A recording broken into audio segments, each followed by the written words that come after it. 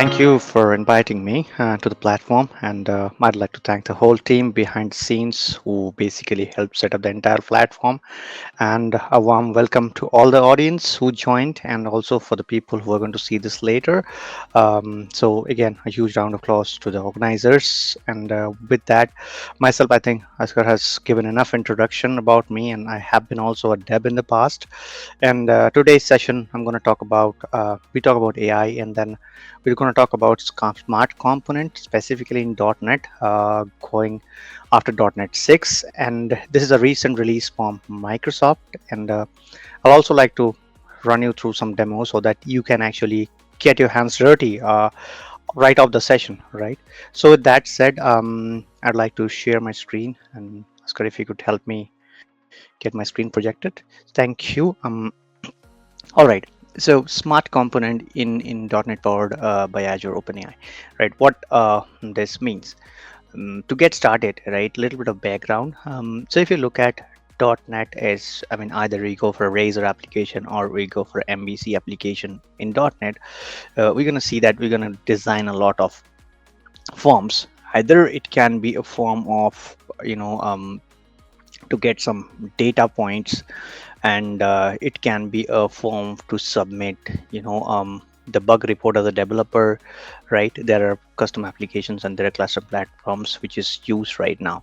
Now, how do we utilize Azure OpenAI for that? And this session is aimed to help you with certain elements here, and I'll also be presenting the GitHub repo from where I picked up the entire code, and it was really easy to set up the entire setup. So I'd always encourage you to maybe right after the session, when you have some time, go through the repo, read through it, and try to set up your own instance. It's just that we clone it and install the dependencies and run it.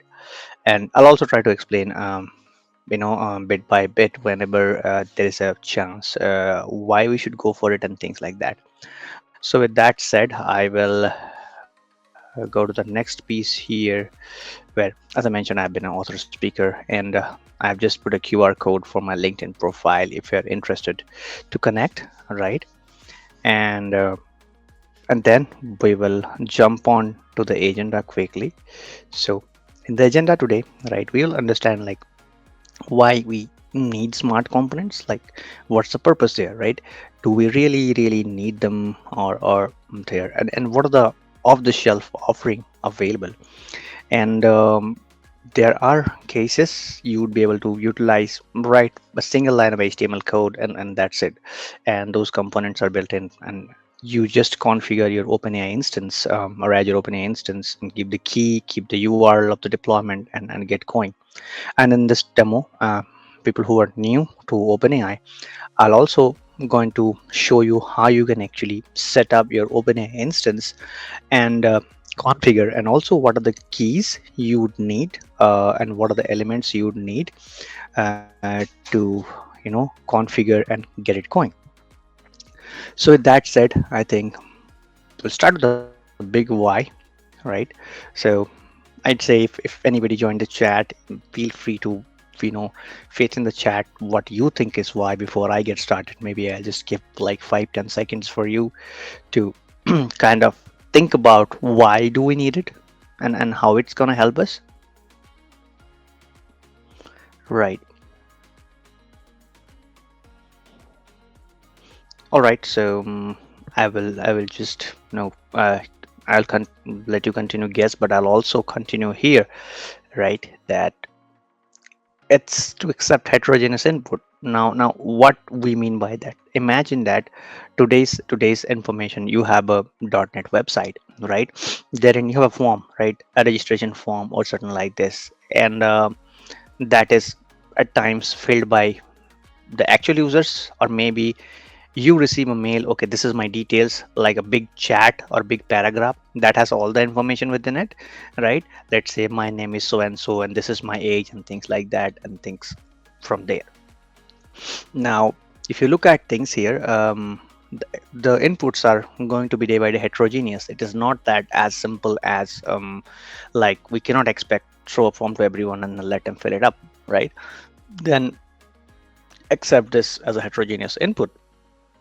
That's where it will be very, very useful. And I'm going to show this real-time demo, right? So also the next one, like for example, there are example like you can go with GPT 3.5 or maybe Mistral, a few models in Mistral.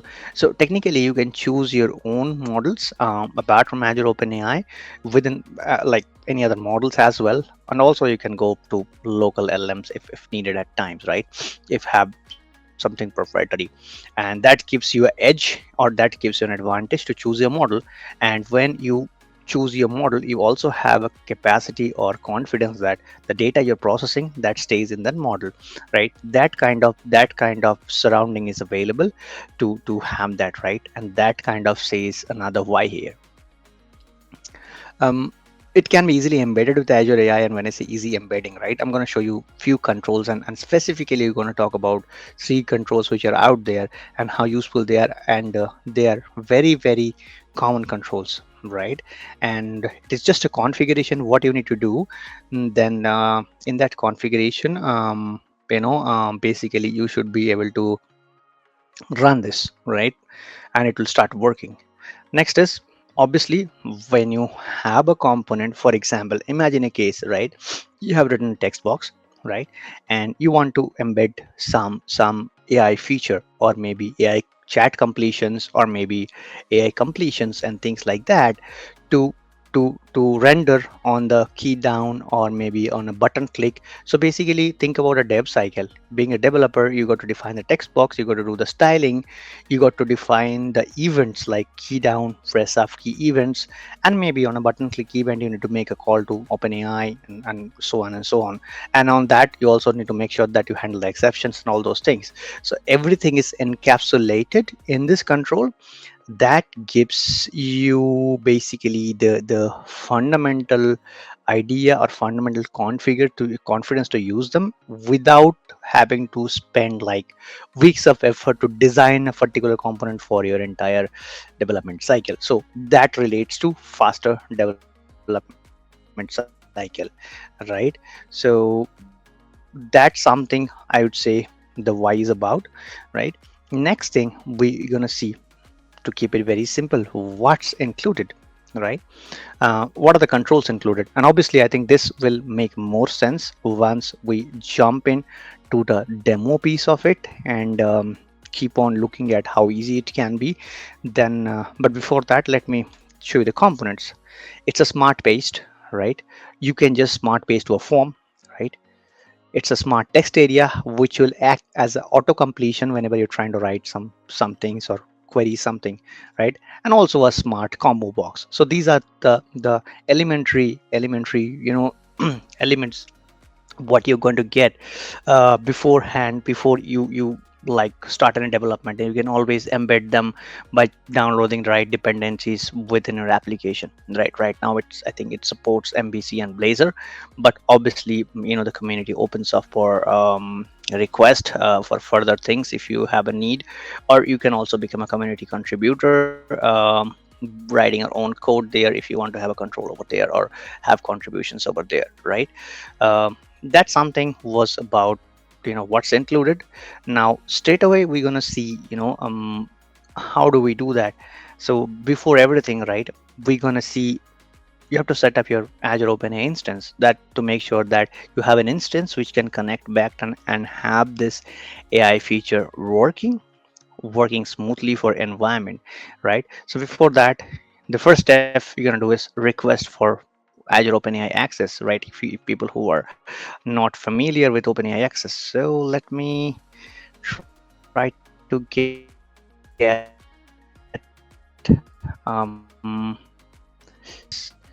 I'll try to open up a particular form here which Microsoft has available, and see if it works. All right. So hopefully it works. But so there's a form you need to fill up all your business requirements, and then once you fill it up, you're going to say that provision your Azure OpenAI instance, and I'm going to show you to Azure how you're going to do that. I have one created for this demo, but you can always, after the access is granted, you're going to have a subscription where you can have your Azure OpenAI instance created, right? Then you're going to deploy a model. I'm very keep it simple with 3.5 as a fundamental model to make sure that it even work with the basic model, right?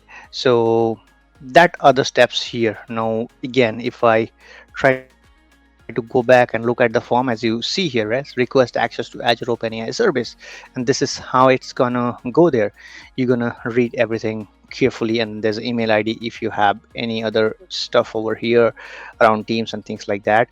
So you're gonna key in all the details and how many subscriptions you want your OpenAI access to, and this also gives you, once you get your subscription ID, what is your company address. So technically the reason it is asked because it has to be from a company, and then being a responsible person to use AI, we have to have our responsibility to have the instance it is owned by a particular organization, and then you should be able to use it, right?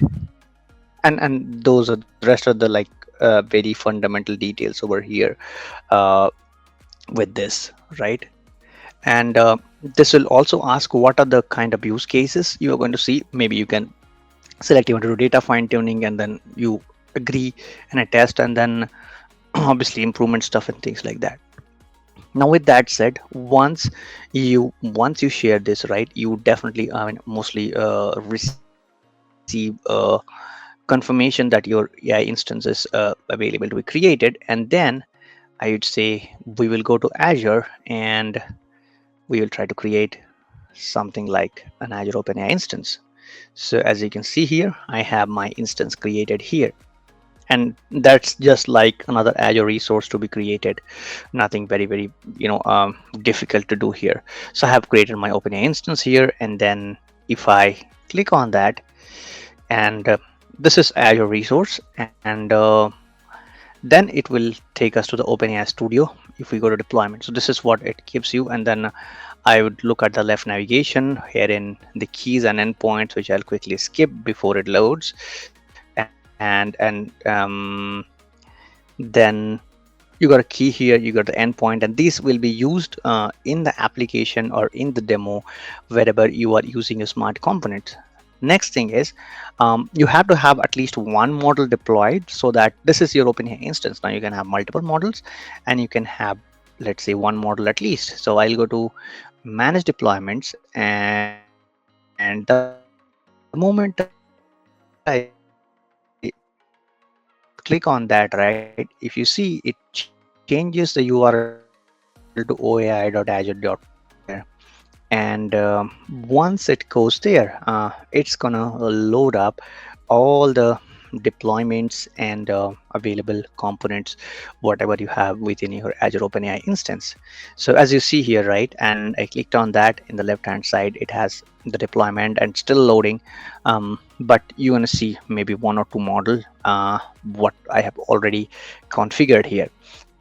And this is important because when you're going to configure, you're going to pick the model name, or I would say deployment name. For example, if you're deploying let's say here, right, I have deployed two. One is 3.5 turbo, one is 3.5 turbo 16K, right? Both are deployed and both are provisioned. So depending on whatever model I'm going to use, I'm going to pick the deployment name. So obviously a deployment name may not be same as the one. If I click on create a deployment, you can select a model, anything, let's say anything of your choice, right? So let's say I would go for turbo instruct, right, for example, and then you got to give the deployment name. So based on the name you give, that name you're going to use from your .NET application alongside the instance URL and the key, so that it can connect to the right deployment, right? So this is what you do from an Azure OpenAI provisioning standpoint to make sure that fundamentally any text-based model should work, because it is going to do text analysis or completions only. Now coming back to the slides, right, I would go to the next one where we do the rest of the part, which is setting up the .NET environment. That means you can use your favorite editors or favorite code editors or IDEs. It can be like Visual Studio. I think that's the first developer choice. Or you can also leverage VS Code if you are doing a POC or you are doing a jumpstart to keep it really lightweight. As example, I have done it for download VS Code. So and then you install the dependencies, and I'm going to come in a while what are the dependencies to be installed and how you can do that, and then clone the GitHub repositories, right? And then build and run the demo site. It's going to be hosted in your local host, as I say, Razor or MVC. You can try it out, right? So let's try to look at, right, how basically we should be able to do all those. So for that, I would like to go to the smart component one, and this is, as I say, this is basically the GitHub repo. I mean, which is available publicly to clone, and this has really well documented, from a deployment perspective or from a setup perspective, right? So as you see, smart components, right now they are experiment from .NET team, and it is for ASP.NET Core 6.0, so that it's like on a core platform, right? And then you can have a Blazor one, which I am trying to Blazor or MVC or Razor pages, whatever you want to want to demo, right? Whatever you want to set up and whatever code you're familiar with. And then I will skip what's included, which I will show it in a later. But after you do that, right, what it says, you're gonna git clone. Now either you can do a git clone or you can download it, the zip file, or like open it in VS Code. Then go to smart components and go to example Blazor app. I'm going to also show you the sample code how it looks like, and just .NET run, because that's very fundamental, and you should be able to do it with, for example, in your VS Code itself, right? And then there's a specific instruction that if you really want to run all these your text area and samples, so specifically for this sample, you can also go for another one wherein it says that, I'll let it load for a moment. It'll tell you how to configure your OpenAI instance, which we just went through, right? But apart from that, for the demo to run, if you have configured, you can also use repo shared config JSON, which is the root of the solution, to add and to make the demo work, right? And if I go to the one, this also say that you can actually add the smart component using installing this package. So this is actually for a full-fledged development, and the case where you want to embed everything into your existing solutions. So then you're gonna add that into program.cs, that build services, and add this interfaces for smart component, so that technically you load all the smart component interfaces into your code, and then you can use them for your development purposes, right? And then what you should do is you should be using that add settings.development.json. That's a real case scenario in case you are using it in your solution. And obviously there are a few things like API key, which I just showed you from a API stand or OpenAI standpoint.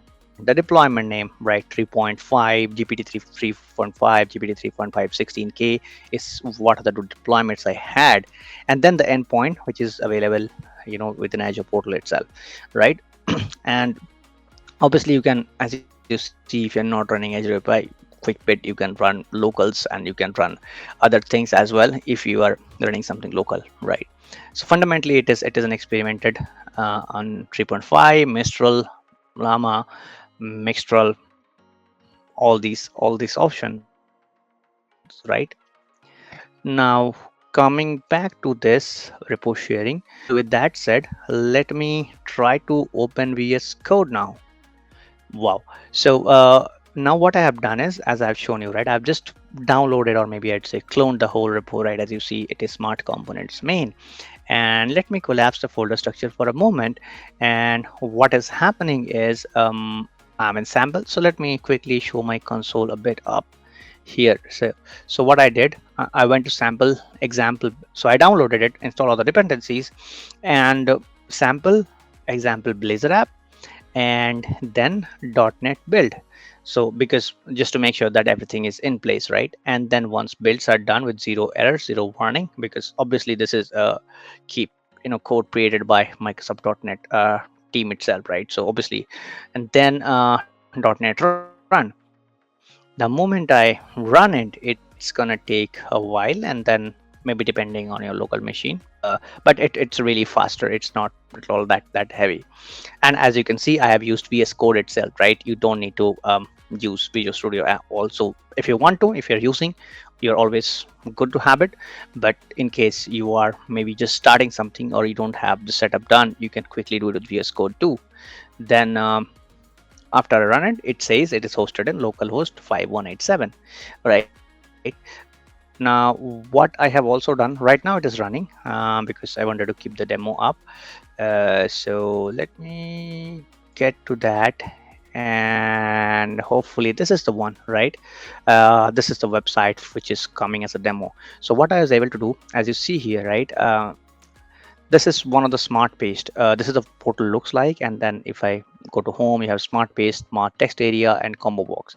So these are the three elements as I have shown in the presentation are going to be available, and I'm going to show each one of them how. And there is like the good part with this demo or this source code, right? You also going to get some sort of examples how they look like, and in that example you can really try them, and these are, as I say, right, heterogeneous. So if you look at this doesn't look like a normal data, right? Now if I have this kind of data, either somebody tells me over call, can you fill up the form for me, or somebody sends a mail, fill the form for me, right? How I'm going to do that? It's like there has to be something, right? I cannot kind of do it automatically, or this doesn't work automatically. So for that I'll go to the code and go to example Blazor app, right? And go to, where is that? Let me just, so let me quickly see, is that okay? Example Blazor app, that's where I am. And I think pages, and in the pages I'd say not properties, pages. And let me quickly go back. I am in smart paste, so you're gonna go to smart paste, and smart paste text area, not smart paste text area. I'd say, let me look at where exactly it is. Okay, smart paste, not even combo box. Okay, no, my bad. I think I have, okay, I have it open already, so that's the thing. So fundamentally, if I look at, it's gonna be Blazor app components and pages, component pages, and smart paste examples. And as you see, basic form, this is a place where you're going to see, and you see this is basic form, bug report, and examples, and mail addresses. There are like a couple of them, right? So what I'm going to do is just before on the session, I have commented and ran the build and then just kept it ready. So this is the exact line, right? As you see, uh, once, and coming back to the same point here, if I go to smart components or here, right? So if you are using this in an application, by installing this smart component interface and adding this, right, this code samples or these paste button will be available for you. And then let me just highlight here, right? And what I will quickly do is go back to the smart case and refresh the page. Hopefully it gets faster from a local standpoint. Okay, so that's still okay. So what I have to do here is let me go back to VS Code, and after because I have modified the code, so I'm gonna run it once again just to make sure that it is rebuilt and run, because after I changed the code I didn't change it, so it is building, and hopefully the build should be completed soon.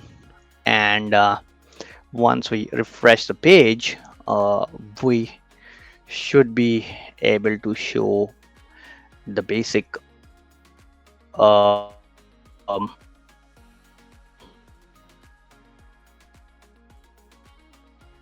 paste button with examples. But let it build, let it run. Also try to show you something like the configuration, right, as I say. And if I go back to that particular documentation, or maybe rather here, right, so what it says, you have to go to repo shared config JSON. So if you look at, scroll down, and as it mentions, right, it is in the root, it is not anywhere else. Repo shared config JSON. As you can see, the color says I modified it, and I don't want to open it because this has my keys actually, but this is to show you, fundamentally where exactly you gonna do that, right? And I think this is done. The build is done by now. Go back here, smart paste, refresh this. Cool. You see the smart paste came in, right? I just wanted to show you here. Now, let's say what I will do is, let's take this one, right? Or maybe, for example, something like this. I will copy it, and it copied to my clipboard, smart paste. It is running, and hopefully the demo went good. So it didn't pick up the age because it doesn't have the age. Let's try another example. Copy this, paste it again. You see it picked up, right? So it picked up the year by negating it. So that's the fundamental thing. And you see why it didn't pick up, right? You see the age, right? So this is really kind of unrealistic for a person to be here, right? So this cannot be that person age. And also there are two context thing. He said that that was patented a color television, so that was not the age, that was something different, right? Let me try to see if this works and paste it. Hopefully this works. As you see, this works. So age always works if there's a date which is similar to age, it works. But uh, obviously if I say something like this, it's not going to work, right? Now I can save it and things like that. Now let's look at another quick interesting demo here on a bug report. Now, imagine that we being a developer, I mean, there are bugs. It's quite fairly possible, and at times they are there. And whenever you are working with a tester, or you are testing, or your end user gives you a feedback, so as a developer, we are supposed to, or anybody who raises, right, the bug is supposed to be raised in this format. So as a developer, we can actually track it and fix it easily, right? Now imagine, right, that someone like from a business side, we cannot expect them to go and sit down this form. Now what we can do is, for example, let's say they send us like this text, and as you can see, this is not mentioned anything, right? So I will try to copy this whole stuff and copy to my clipboard, do a smart paste, right? And you see what happened. It is it is picking up the project. It is also defining the item type as bug, because it is told by the end user. And obviously it is low. You can change it. And the title, the summary, and it also able to reproduce that and tell you the reproduction steps, right? So imagine that, how easy it will be to enable, and what kind of applications things you can enable, and what are the utilization of this in your application, right? This is kind of a bug report, right? So obviously you can have your own control and stuff like that.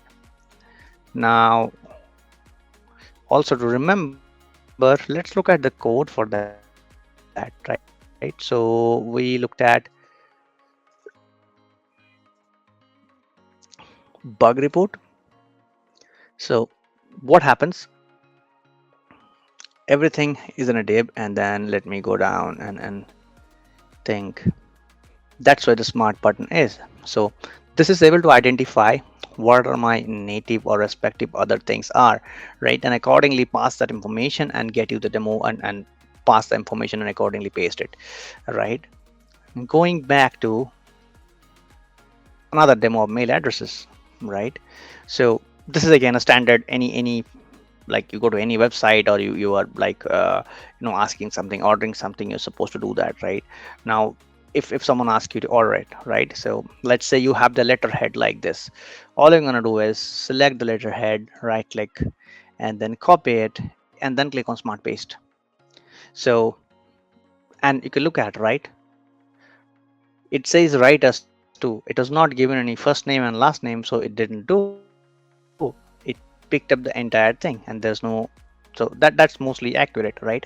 Now imagine how much from an end user benefit it will be whenever we talk about, building smart apps with AI infusion. So one is apps, and then obviously you can have that app designed for yourself, or with AI enablement you can make it really really smart, right? And that's why most probably it is named as smart component. Now let me try to look at,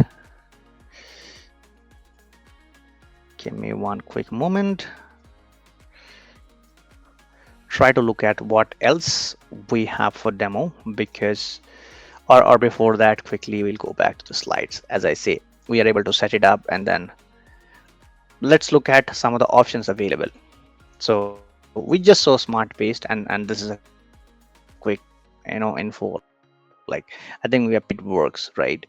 Then if I need to look at the text area, what happens is it is, for example, if you're trying to do something, or you're trying to write a response, right? Somebody has asked you on a support system or to our HR, and HR is asking a response to it. So contextually, based on whatever you're writing, you can always wrap it up with your own prompts and things like that. But if you look at respond to employee query here, that was the prompt here. So if you provide that, right, because that's what it goes. So technically this prompt is designed to give you a employee query, right? Then it's going to kind of autofill to your model. And imagine that depending on how you have trained your model, it can also be very very specific, right? Because as you see this example policy thing, it's going to come from there, right? The next interesting piece is smart combo box, which I'm going to also look at the demo and see what it does. Like if you try something in expense category, it's gonna, it's gonna tell you, right, what the possible categories are and things like that. So now let's try to have them over a demo. I will quickly jump back to the website, and again, this is all in one demo suite. So smart paste is something you've already seen. I am going to go to smart area. And by the way, if you want to, it is not set in stone demo, right? If you want to kind of customize it, for example, I have modified this demo here, right? You can always do that. Now before we actually start using it, right, let's try to look at the code. We go to smart components, and smart text area, basic, right? In basic you see what's your user role, what's your comment, and for example, this is something we're gonna pre-fill with this, right? You can always do more than that and things like that over here. So going back to this, I'd say thank you for your query. So obviously this is, and you see the dot, things are coming up slowly over here, right? So, or maybe, yeah, you start writing something, just say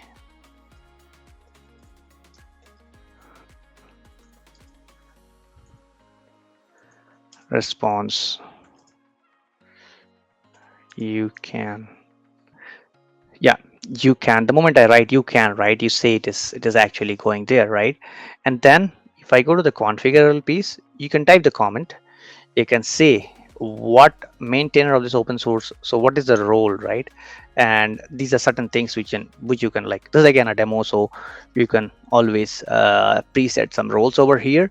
And let's say the preset is open source OSS project maintainer, or maybe I'd say car mechanic notes, right? Tracking vehicle. So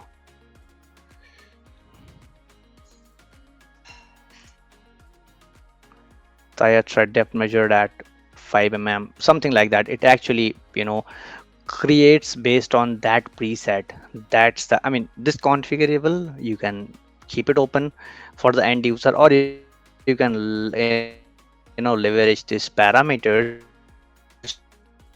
in your applications as well.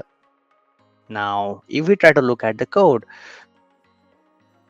we basically code it, and this is the preset, as I say, right? This is car mechanic note and phrases. These are the phrases already input. So you can have it on your own, or you can use calls over there to you know send it to OpenAI, and then it can act accordingly, right? So depending on what other things you're acting, and you know what are the changes you're doing, this phrases will reflect in your application. So that's where this smart piece is here, right?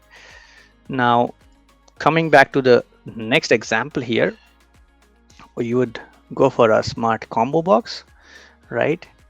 Let me type in something car. So the moment I type in it, let's also look at the code. Tab set, okay, smart area examples, smart combo boxes examples. You see nothing here, right? It basically takes your from AI, OpenAI.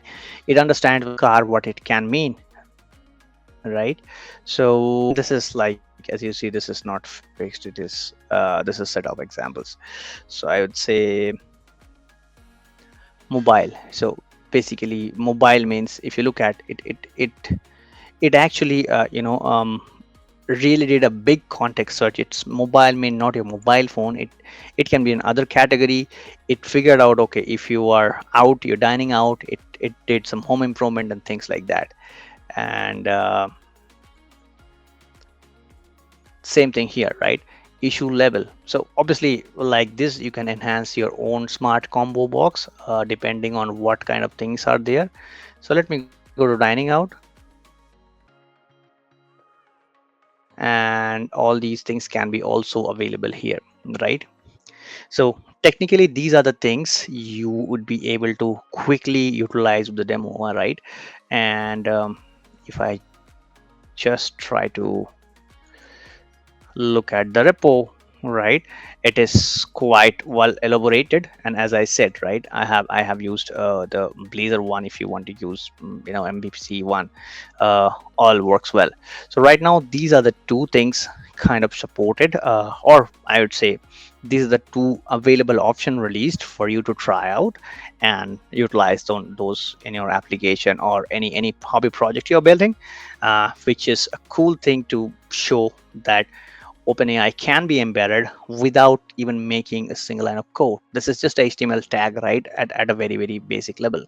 So that's what the things are. And as you see, what it does, Smart Combo Box, it calls an API and suggestions and issue level.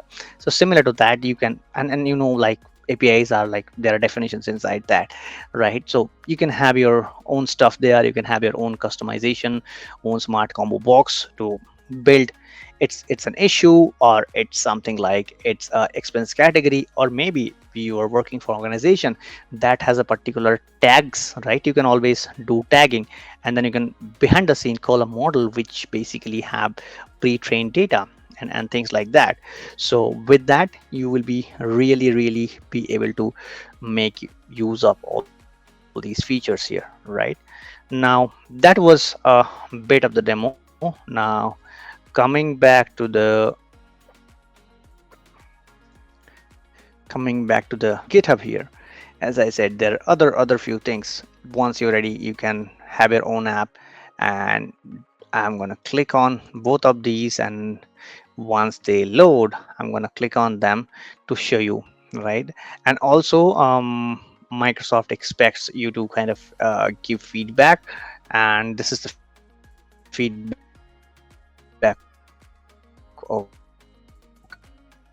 Okay, not this one.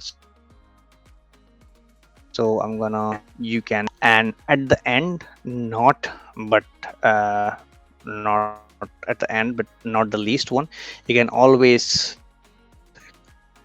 kind of contribute to your own scenarios, own examples if you want to, if you are a very fan of open source contribution, right?